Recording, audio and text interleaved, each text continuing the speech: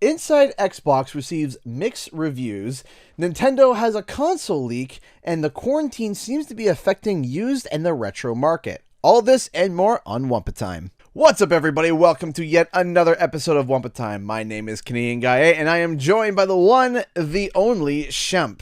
Hi, guys. What's going on? I'm going to have to probably edit that out. No, I'm kidding. Might get Sorry, hit I had a big stretch. Yeah, big stretch. There we go. Right at the start of the Wumpa. That's what we need for the start of every single podcast.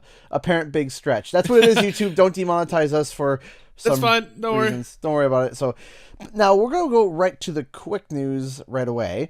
So Google Stadia. Oh boy, we're opening with Stadia. Here we go. Woo! Let's go. I'm ready. Google Stadia. Let's do it. So this one is just more random than anything, where everyone is just saying one word. Why? Google Stadia, the controller that you buy, it now officially works wirelessly on the PC.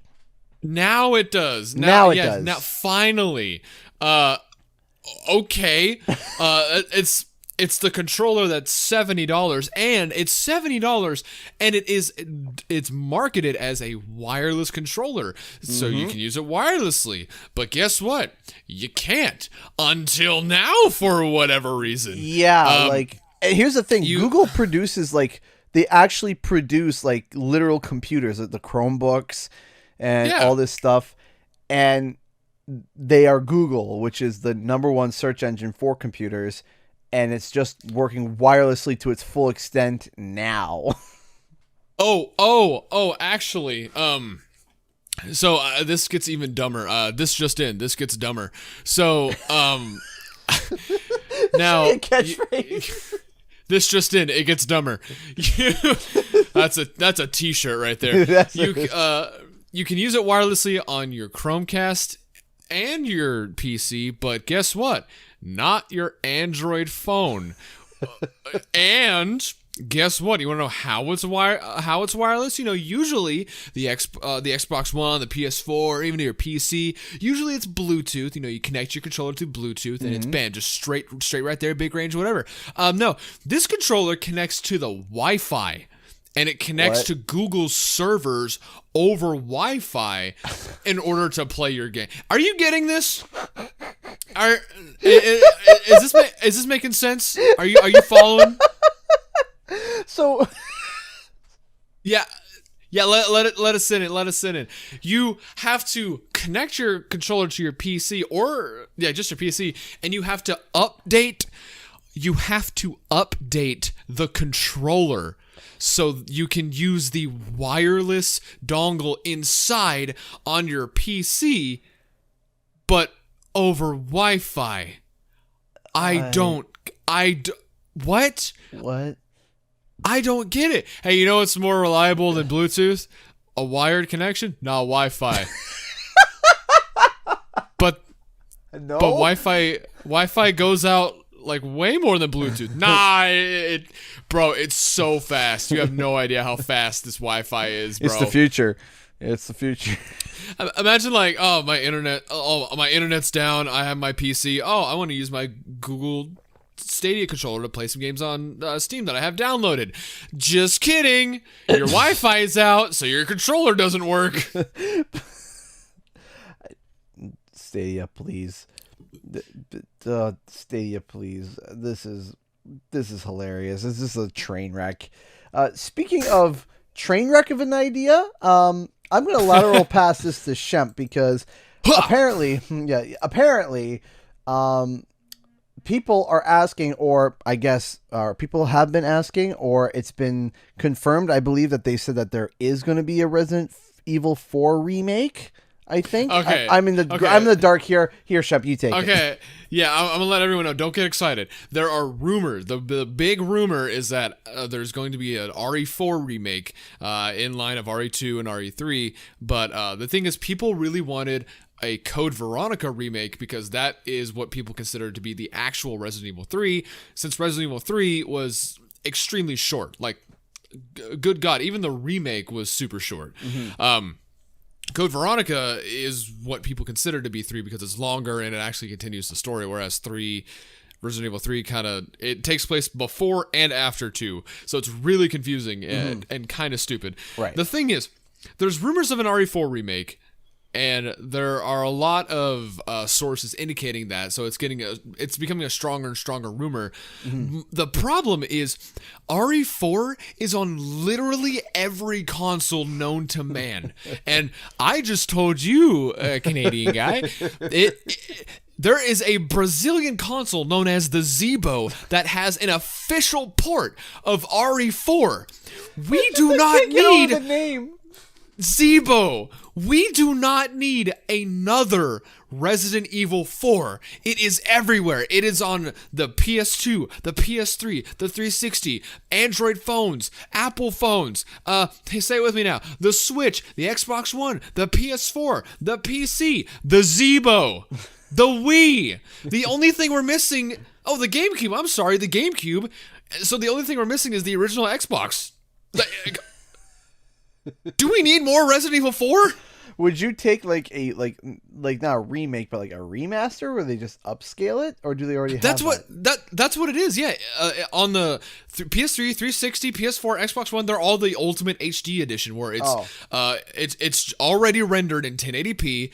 The anti-aliasing is kicked in, but the thing is, it's just the original game, so the textures are still like GameCube, but at 1080p, so you can tell, oh, this is an old game. Like, the thing is, RE4 is on the PS3. You know what else is on the PS3? RE5. Those two graphically are marginally different. Yeah. Are marginally different. So, the thing, RE2 and RE3 remake play like RE4, but they're horror games. So, remaking RE4, I don't see the point. Like, I get RE2 and RE3 because those games originally had tank controls, and RE4 is a lot more consumer friendly because it's over-the-shoulder third-person shooter, and RE2 and RE3 are horror games, and that really works well with over-the-shoulder shooters.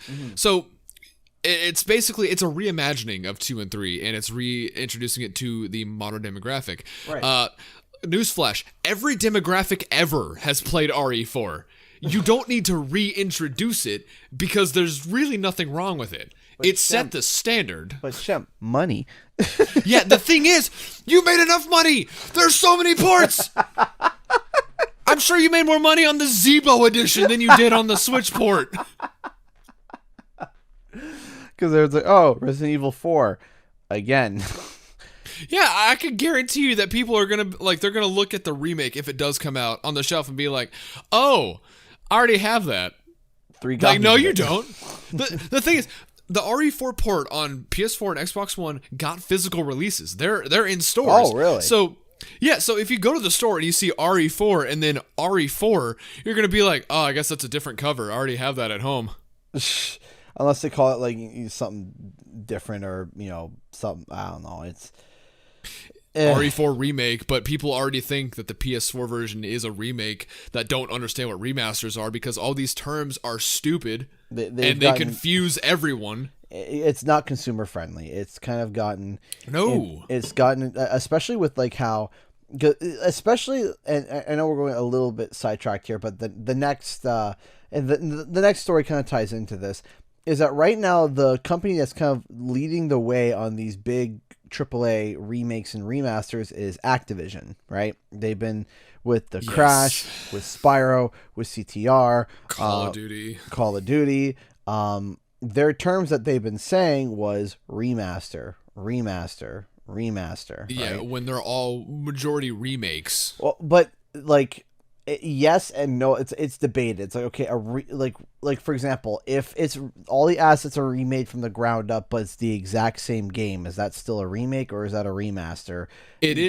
I consider a remake because you are remaking the game. Yeah. Something like Modern Warfare Remastered is literally the game, but with remastered. Like all they did was kind of make it prettier looking. It's the same game. They didn't remake anything. They just took the game and make it look pretty. Actually, no. They remade a lot of stuff for it. I was watching a comparison. Woof.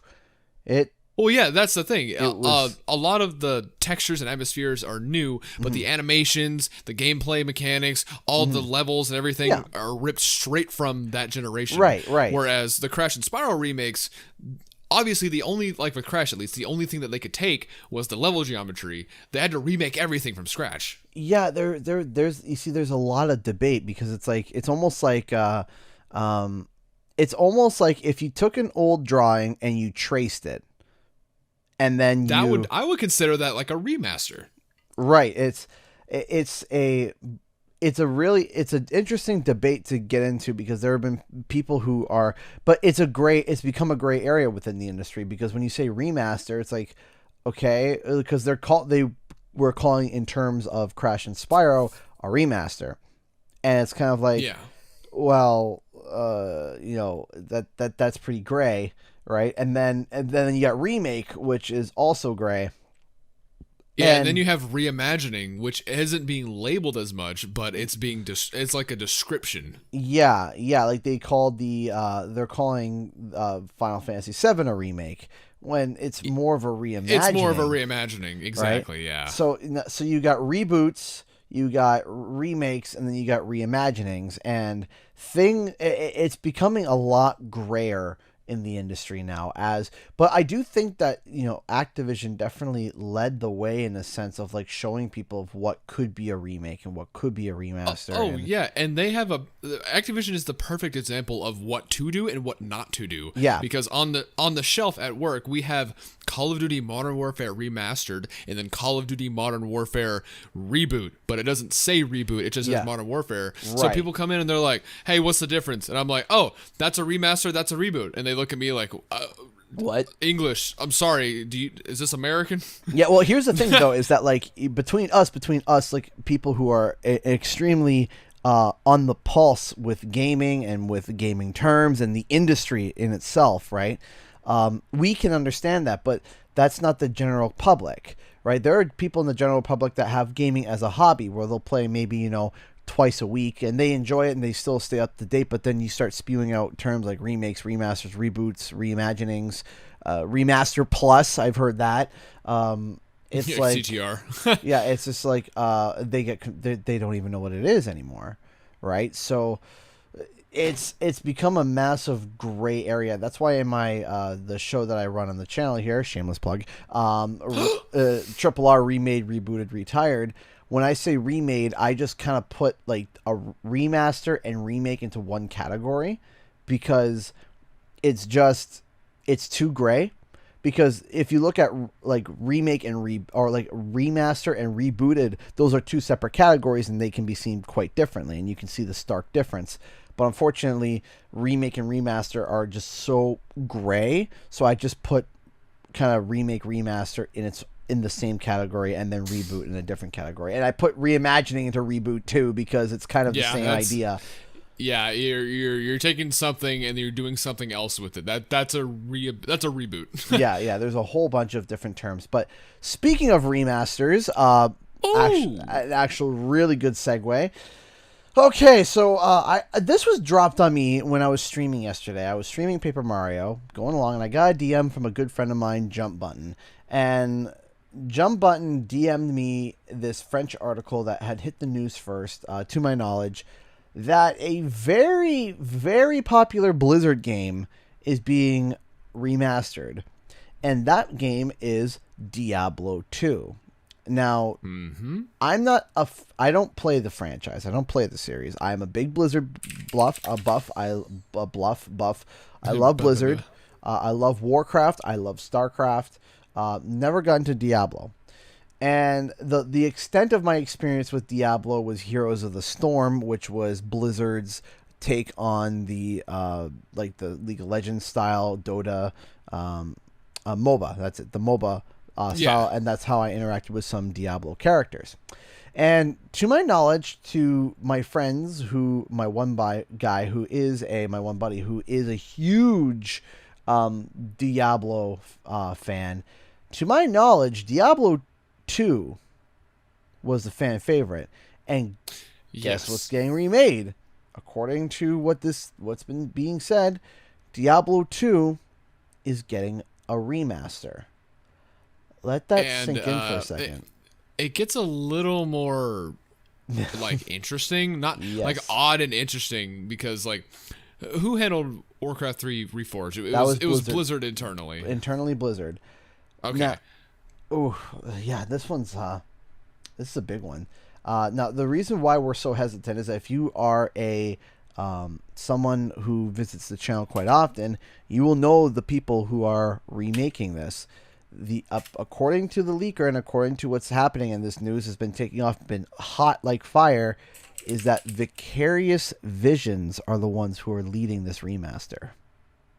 Yeah, and if they are remastering it, it says that it is in development for modern systems, if I'm reading that correctly. And that's interesting because Diablo 2 was never released on anything other than PC. Right.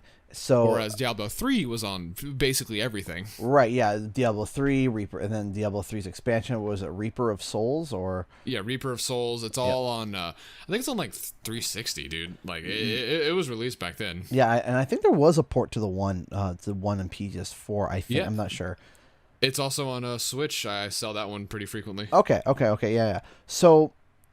So you got that, and then you got your so Diablo 2 coming out for consoles for the first time, which is huge, and coming back to PC as a remaster, and being done like I said, the curveball hit me when it was the being done by Vicarious Visions, because and this actually triggers a lot of questions, and one of the things is that Warcraft, or Blizzard internally, has a legacy team. That's what they're called. They're called the legacy team.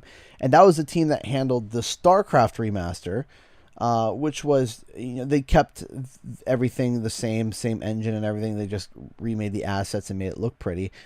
And then it was the same team that also made Warcraft 3 Reforged, which had unfortunately was released too early.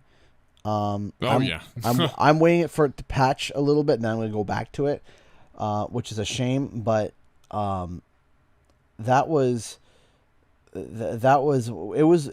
had such a mass disappointment by fans. There was a whole bunch of problems. But here's the thing: it's not being handled by the legacy team, but by Vicarious Visions. So, which is an Activision studio. So right. We're starting to see more and more of Activision stepping their own foot in Blizzard stuff. Whereas, because when Blizzard and Activision merged together to form Activision Blizzard, pretty good name. It was like Activision and Blizzard would still act as their own thing. Like Blizzard would do their own thing, Activision would do their own thing. And I'm wondering if all of the recent backlash that Blizzard's been getting over the years, if Activision decided to take more of a firm step with Blizzard's project and say, okay, we'll handle this. We'll go from here.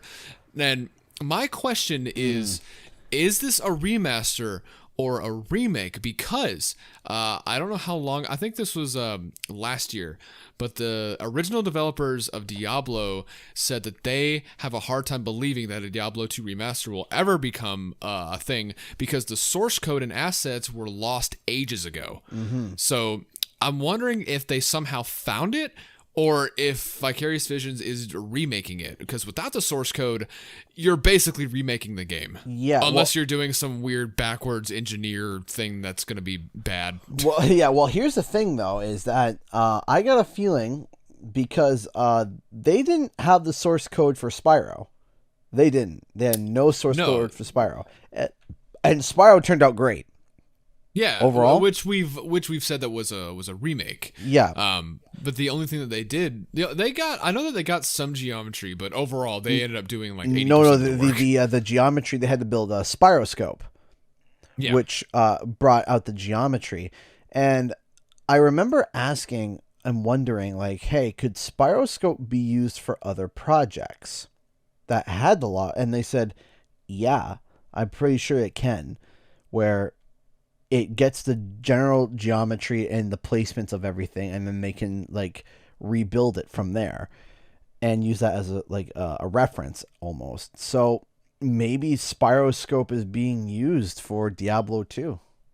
Well, my question is if Spyroscope can handle 2D games, because Diablo 2 wasn't a 3D game. It's all sprite based, like StarCraft was. Yeah. So I'm wondering if Spiroscope has more than just level geometry. If it can somehow watch the game being played and extract the AI and how level management's done. Because I'm looking at the game right now. This is all 2D. I don't see any 3D stuff. Right. Because with the StarCraft remaster, they still had the source code for StarCraft. All they had to do was change it from 4:3 to 16:9, and then add the option of HD sprites, which were all redrawn. Right. But with Diablo 2, again, there's no source code.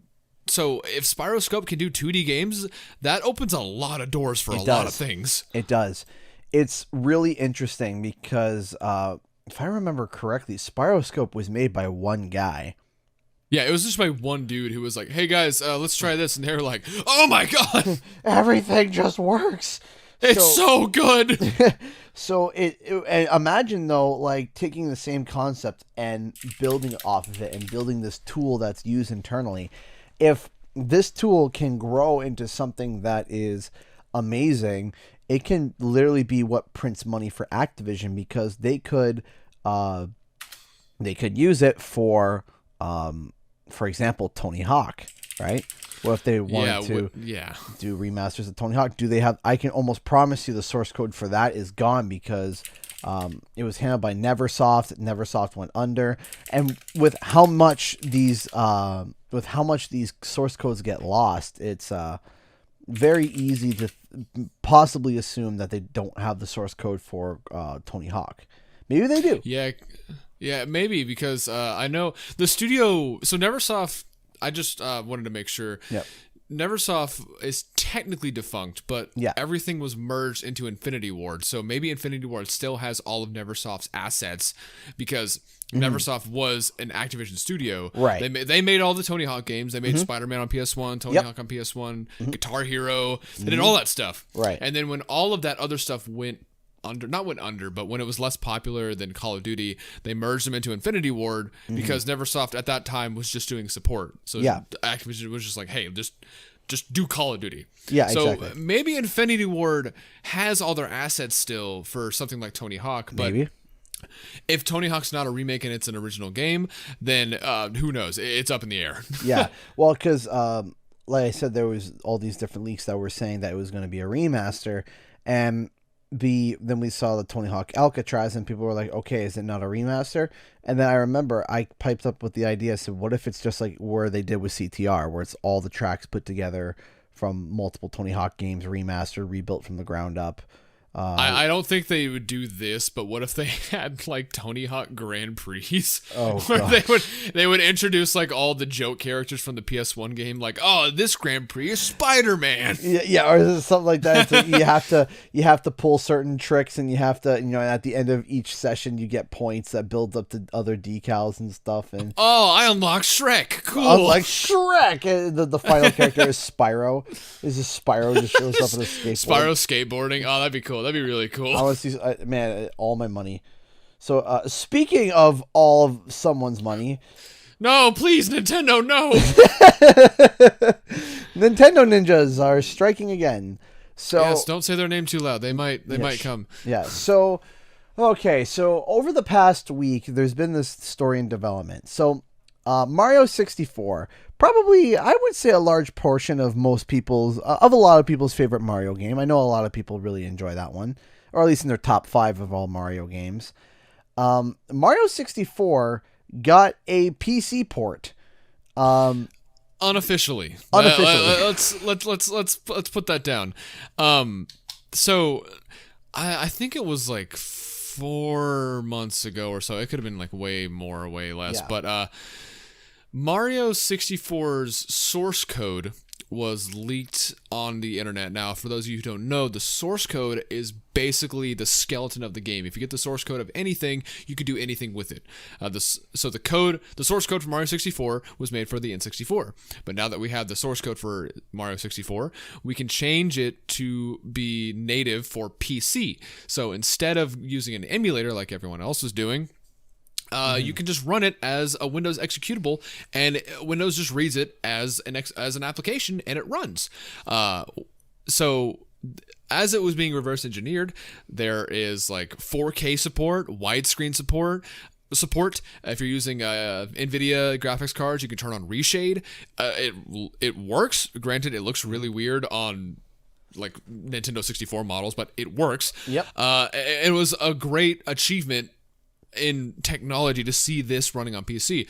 And of course, unlike Sega, Nintendo ruins all the fun.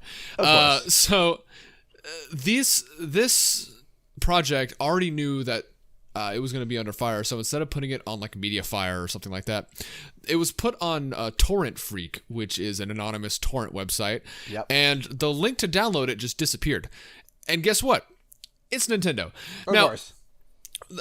Nintendo hates anything regarding fan stuff. I think I sent you a picture of this, but there was a Kirby reanimated project where a bunch of animators got together to reanimate one episode of the Kirby Right Back At You anime, right. And they worked like probably months on this, and it turned out extremely beautiful. It was really good to see, and I love seeing those things.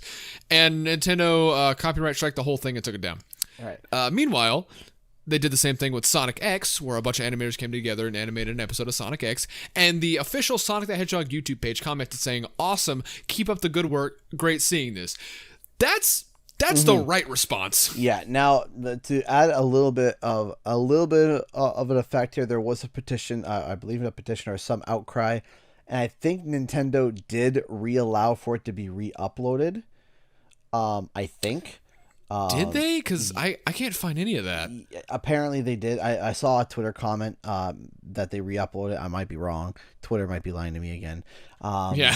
But to be honest, they probably removed monetization completely off of it completely. And it's not good. It's really silly, to be honest.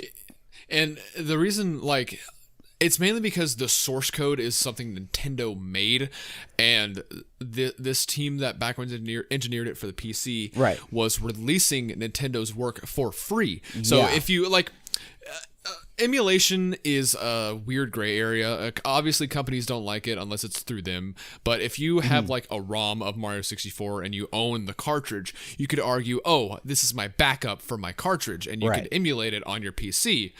And there's also ways to rip it too, because technically speaking, my Spyro 3 copy that's on my computer right now is a rip from my own disc, and it's not hard to rip. Same here. It's not hard to rip. You literally just make an ISO image. Yeah. It's not that hard. The same thing with cartridge games. There are devices where you plug it into your computer and then rip the ROM from the cartridge. Exactly. So that's what you could argue, because you do legally own, you purchased that ROM. Right. But with this PC port, there is no legal version of Mario 64 on the PC. Right. So this being developed for the PC and then released for free is giving out Nintendo's trademarked funded work for free. And let's see, there's a quote here that one of the complaints filed with Google this week, and it said, quote, "The copyrighted work is Nintendo's Super Mario 64 video game, including the audio-visual work, software, and fictional character depictions covered by the U.S. copyright regulations." So yes, this is a trademark. This is a copyright. Of course. That's being distributed for free, and Nintendo is saying no. And it kind of gets worse. Oh, gosh. Nintendo can't really catch a break, and their ninjas are working overtime, because Mario 64 wasn't the only source code that was leaked. Nope. 3 consoles were leaked. Let's see if this was brought to our attention by CT Artisan, CT Artisan from your live streams. I don't know if he has a Twitter or not, but shout out to you. The source codes for the N64, the GameCube, and the Wii were leaked online. Now, this is a big deal because this can make emulation near perfect. Yeah. And that's exciting for us, but legally, I don't think we can do that because, again, they funded millions into the SDKs, which is the development language and tools for these consoles, in order to make these consoles. And if we just copy and paste it into our free emulator, that's distributing millions of dollars of work for free. Right. And that's even worse than Mario 64, because this is 3 whole consoles. Yeah. And what you said was the Nintendo 64, Wii, and GameCube? right? Yes, the big three. Dolphin's about to get steroided up. Dolphin's about to become. Dolphin's gonna be like, no, this is ours. We didn't copy your homework. Right, exactly. But the thing is that what they can do is that would it still be copying the source code if they were to let's say copy the source code 1-to-1 and then just tweak it a little bit and tweak it and adjust it so that if anyone were to try to nail them with anything, they say no, it's a different source code from the Nintendo 64 or any of the other consoles. Could they not do that legally? Most likely not, because some things can get pinpointed in certain areas with code. So they couldn't copy it and change it, but what they could do is learn from it. So for all of the amazing developers who made the Dolphin emulator for GameCube and Wii, they can easily look at this leaked source code, see what is allocated where the cores go for this, where this goes, and then adjust their own code for that to see how much more accurate it is. And if it's perfect, then all they did was study. They didn't copy anything. Yeah. They just observed, which a bunch of if observing and releasing stuff like that is illegal, then every aftermarket console would not be on the market. Exactly. The Retrons would not be there because they have their own code to play these games. Dolphin is the same thing. It's been going for years because it's their own code. They're legally allowed to do that. Same with the PS3 emulator and the N64 emulator and all that stuff. Right. But that's a big no-no. Yeah, it's a really big. It's within the industry that's really huge, especially the GameCube.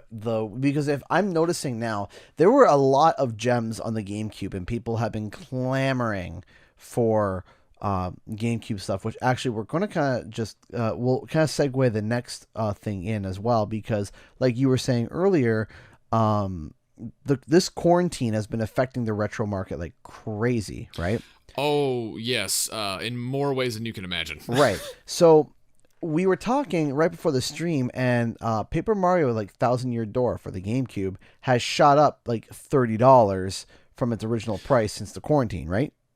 Yeah, I think the last time we spoke, it was going for around 50 something. Yeah. Or I don't forget what it is. But whatever it is, right now, as of recording, the current market value is close to $100 just for a complete copy, not a sealed copy. A sealed copy goes for around $180. Yeah, that's insane.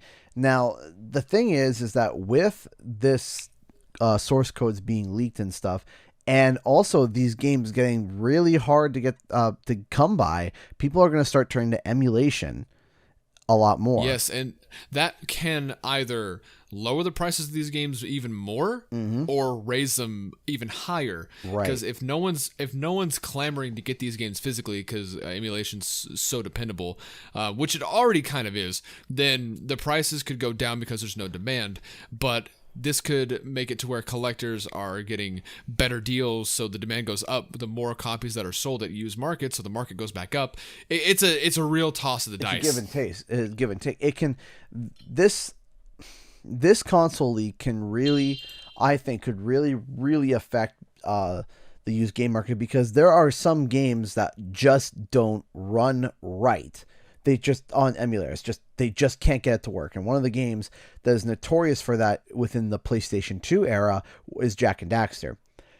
Yes. Oh, Jak and Daxter. I was gonna say Crash Twinsanity, but I think Jak and Daxter is a better example. Yeah, because Twinsanity, there has been a workaround found. There's a weird render window, but it's incredibly playable. It's like if you're playing it, it's playable, but it's like, you know what you're getting into. You're going to be playing it on the PS4, and you're going to see a lot of problems. I think when I played it on the PS4, I saw a close-up of Daxter, and his lip was just deteriorating. Yeah. It was just disappearing. No, I was referring to Twinsanity. But with Twinsanity. When playing Twinsanity, it's manageable through the emulator.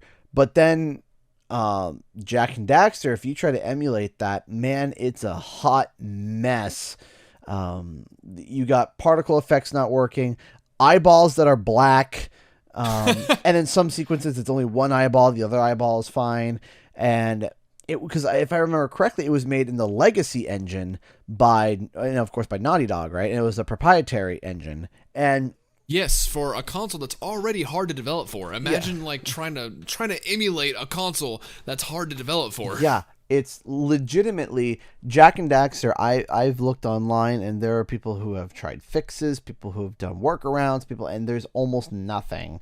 I've heard a few people say like, "Hey, I was able to get it to run, but I was running on my card, on my video card. It was like they had a 2080, and it was running it high, and it was all this crazy silly stuff that's way unnecessary." It's just like, yeah, oh gosh, it's see, this is a good way for like video game preservation is emulation, and this is definitely going to help that because it makes it more readily available. But like you said, sometimes it's just too much. Sometimes you can't handle it. And speaking of too much and can't handle it, okay, so good lord, let's start from the top. This is two topics from one. So. Inside Xbox. Remember that thing that they promised to show us next-gen gameplay so we could see how games run on the next generation of consoles, and we were super excited, and then it didn't happen. Yeah, my favorite.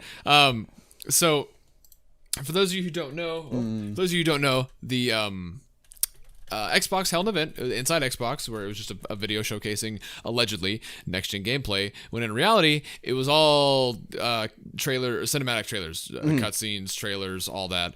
Yeah. And it wasn't even running on hardware. At the bottom of all the trailers, it said expected Series X performance. Yeah. Because the console is still in development, so we don't know how it runs. Yeah. So so I streamed this. I live streamed this as well with everybody. Okay, so personally for me, on my point of view, I thought overall it was a decent showing, right? Overall. Yeah. I thought it was like, okay, we are seeing new IPs. We're seeing new content. I like that. That's really cool. Also, I'm a big Assassin's Creed nut, so we saw that. But back to the thing, it was a lot of cinematics and not a lot of actual gameplay. There were game announcements, but in terms of seeing how everything will play live, it's I do understand the point of view because I hadn't voiced my opinion online and people were saying that I was wrong, and I still hold to my idea, but I do agree with the fact it was a little bit like, why didn't we say, here, let's sit down and see a 5-minute clip from this game in game and go. They've kind of promised that. They said that they were going to show Assassin's Creed gameplay, and they just showed a cinematic trailer with like a couple gameplay snippets in it. It was not a gameplay trailer. It was a cinematic trailer. So even some of the Xbox higher-ups went on Twitter to say, yes, it was... we said this, and you didn't get this, and that's our fault. So they know that they messed up. Yeah. Like, I was at work. I was excited. I was watching all these trailers, and I was like, okay, gameplay, please. And then it ended. And yeah, okay, what now? We had to wait longer just to see the selling point for these consoles. Yeah. Now, however, there is. I will say, before we get back into the murky depths of bad news, there is a crack open of good news. There is. And that is Xbox's smart delivery.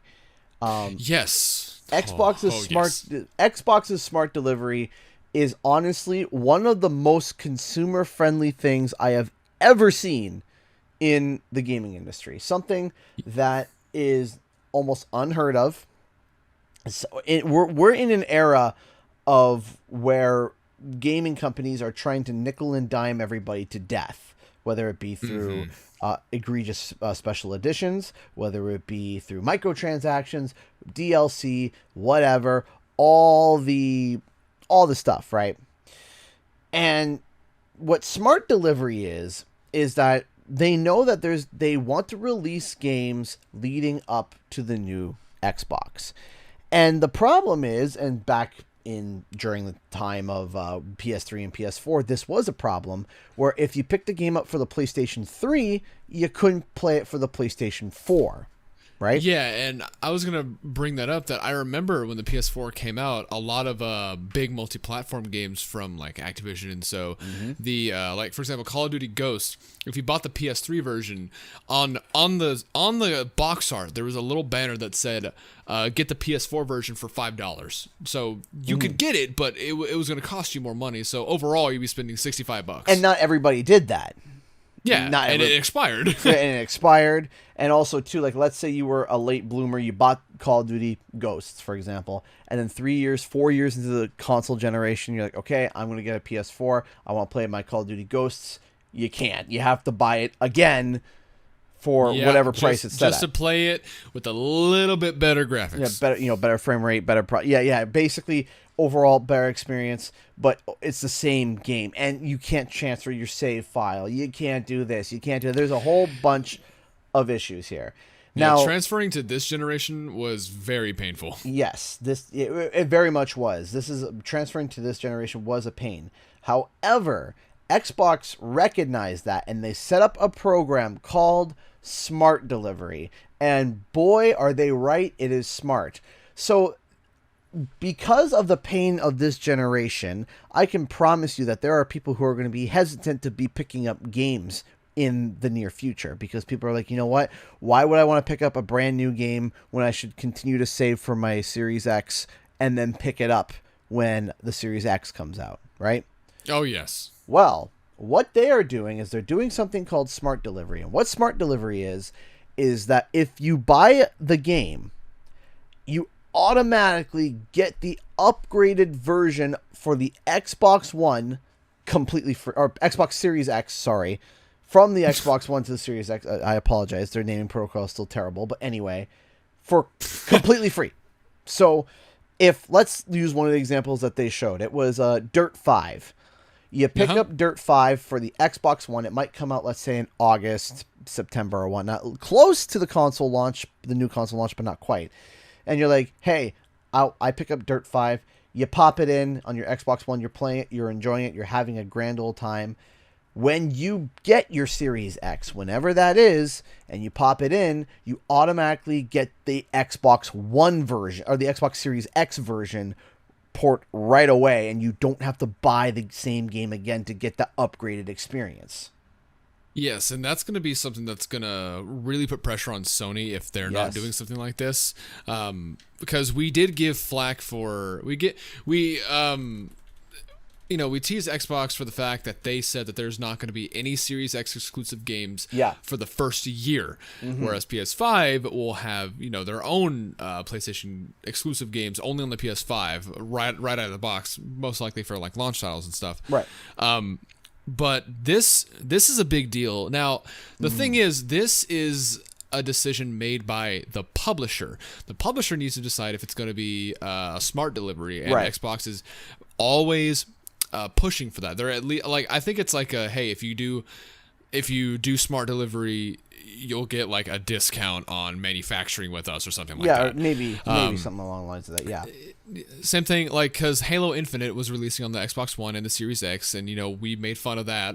But if you get Halo Infinite on the Xbox One, and like you said, later down the road, like maybe 5 months, 6 months down the road, you get a Series X. Oh, your account already has Halo Infinite on the Series X, so you can download it. Exactly.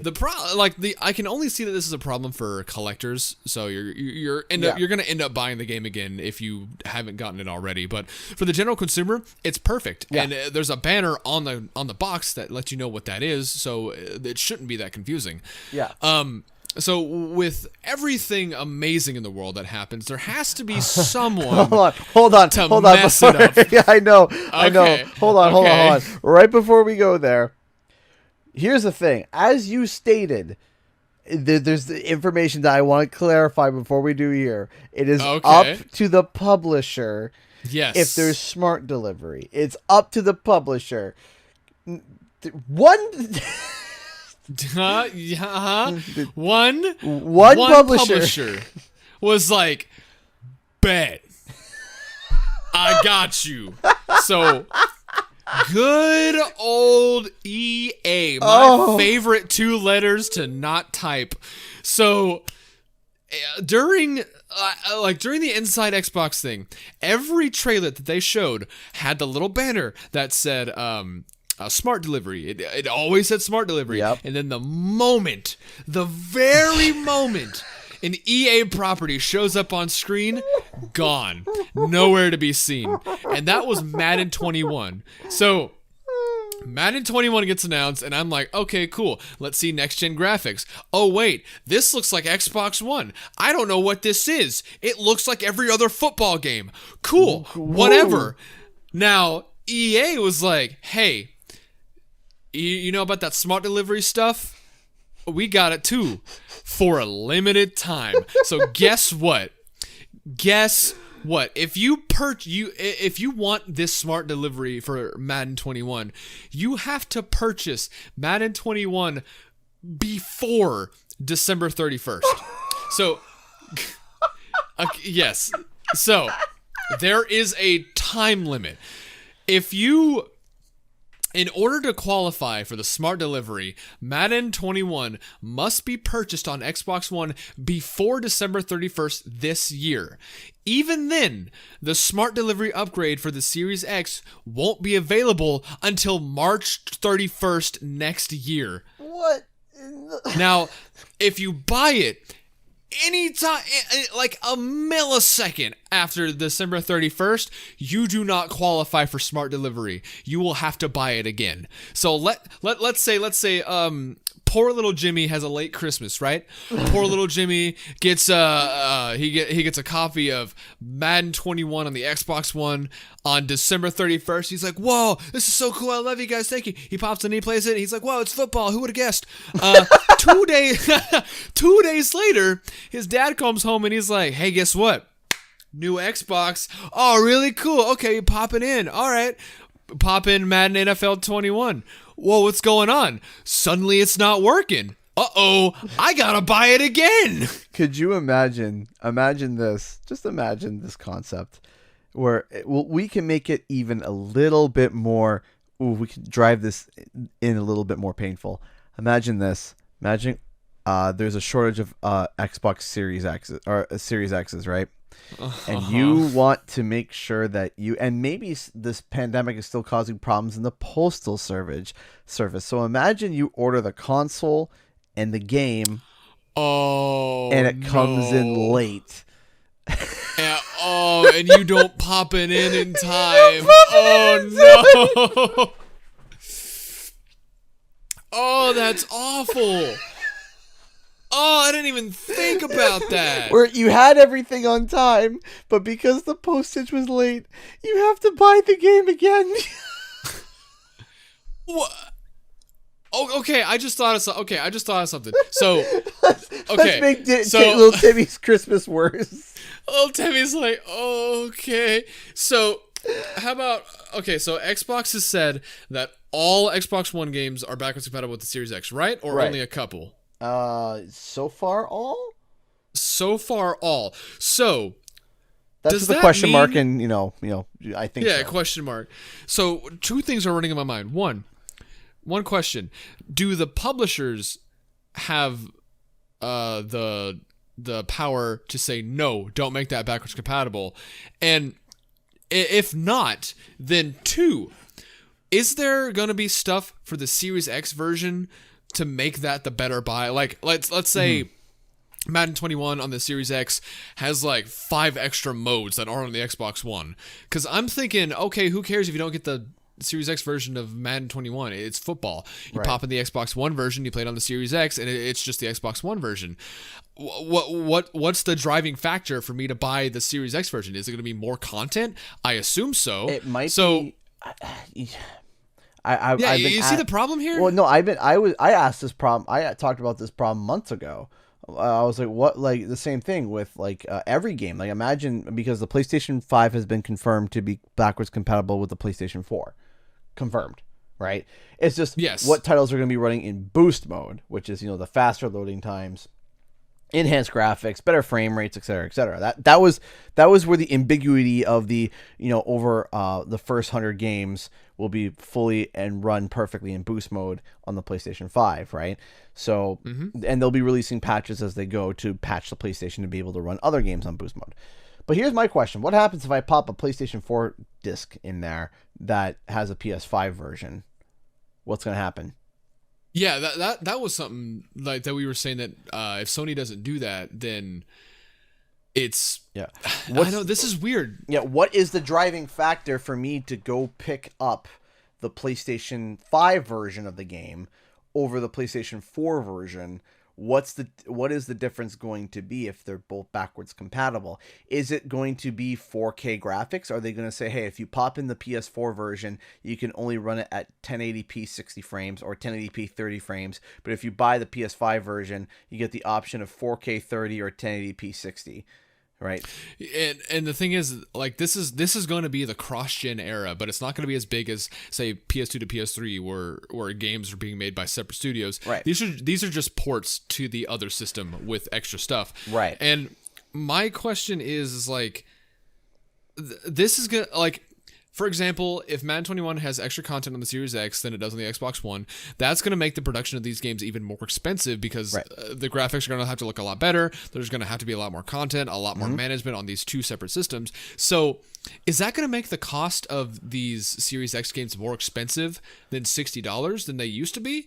Because if that's the case, then majority of people are going to look at the Xbox One version and be like, oh, that one's cheaper, I'm going to buy that one. And then they'll pop it in their Series X later down the road and not care. Oh, yeah, because the value of the Xbox One games are all going to get discounted immediately, PS5, PS4, PS3, because if, like I'm sure you know, but like with GameStop and stuff like that, when the brand new games start coming out, the library for the PlayStation 4 and stuff like that, they start getting heavy discounts immediately because they want to get them out of the store, out of stock to bring in the new stock, right? Yes. So they want to pushing out get rid of our PlayStation 4s, get rid of our PlayStation 4 games, because they're probably not going to be ordering them anymore except for a select few titles that are still selling fairly well for people who are still in the last generation.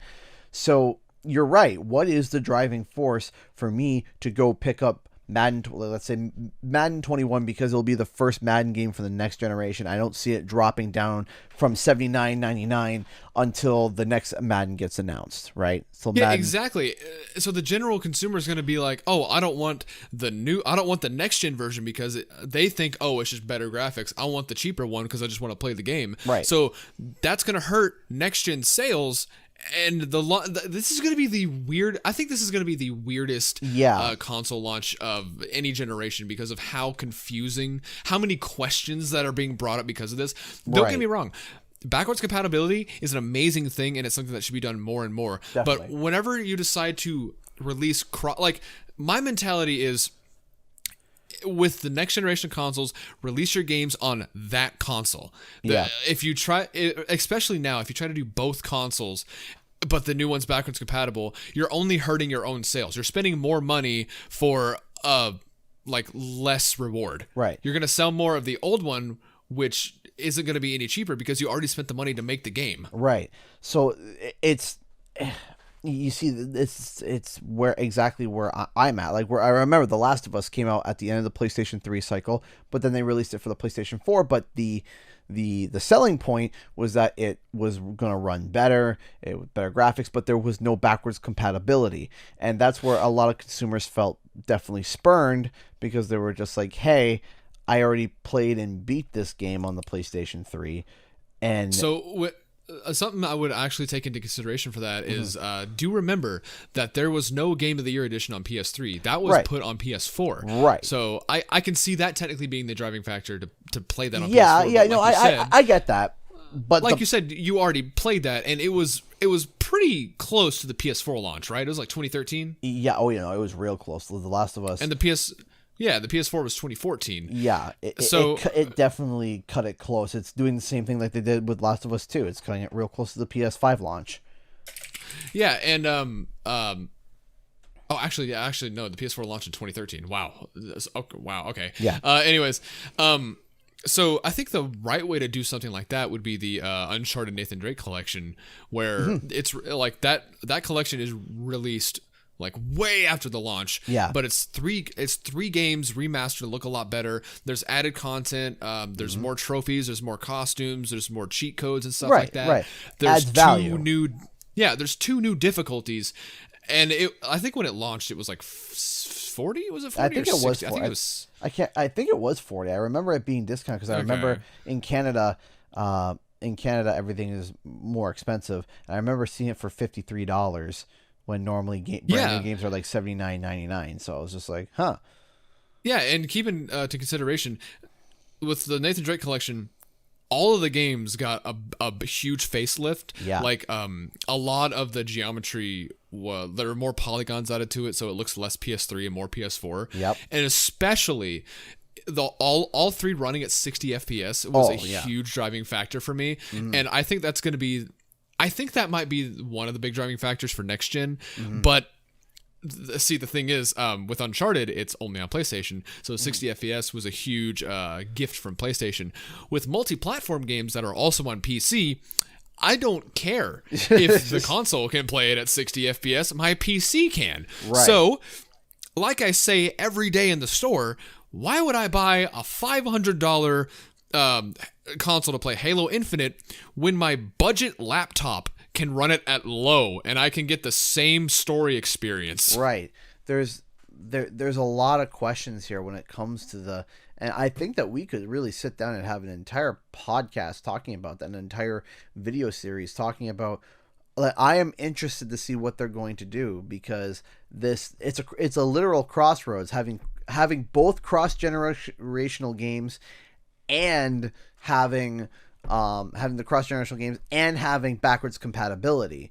Because like I said, it's the what if.